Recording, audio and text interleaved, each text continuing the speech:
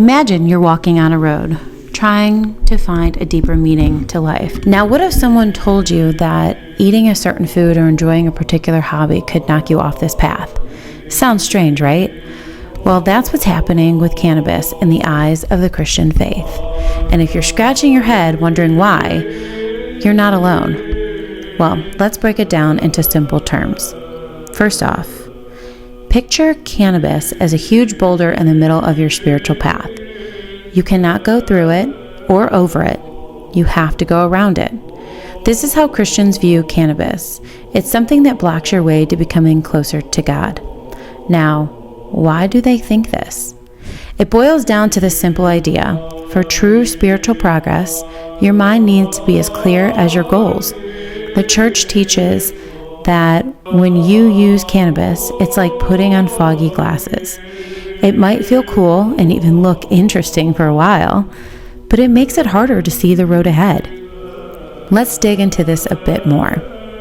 Now imagine you're in a boat, rowing towards a beautiful island.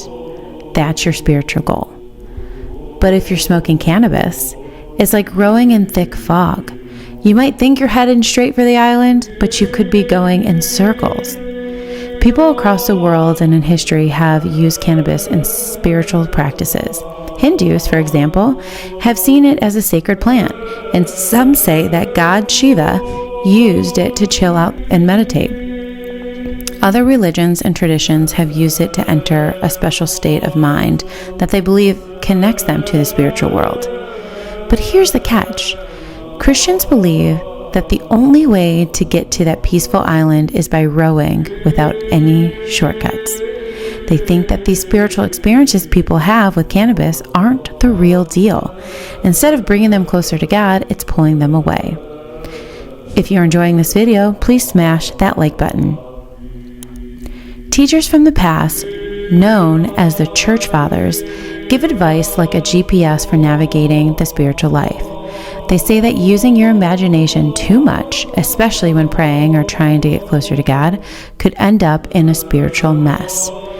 And they're pretty sure that cannabis cracks up your imagination to a level that can lead to a confusion or even spiritual danger. Now, what about the actual physical effects? This part is a bit like understanding what junk food does to your body, but for your brain. Studies have shown that cannabis can slow your brain down and even make it age faster. It's like putting the wrong kind of fuel in your boat's motor. It might still run, but it's not good for you in the long run. Christians believe your body's like a sacred temple, or in our boat analogy, a precious vessel.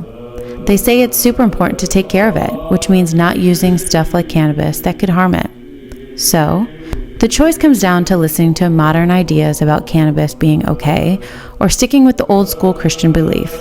They say follow their path. No cannabis included, is like following a map to treasure, which in this case is a deeper spiritual life. As we come towards the end, remember the boulder we talked about. For those in the Christian faith, moving out of the way isn't just about clearing the path. It's about staying true to the journey itself. They believe using cannabis is like taking a wrong turn, and if you want to get back on track, you need to push the enemy, or in other words, quit using cannabis and get back to a clear mind. In the world of Christianity, it's clear. Anything that messes with your mind can mess with your spiritual journey.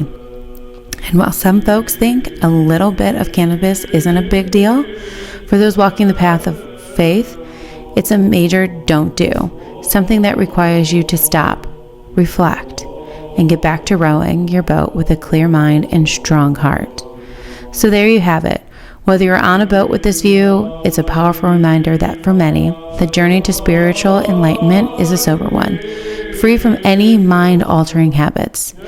Thanks for visiting us today. Bible Short Stories, signing off.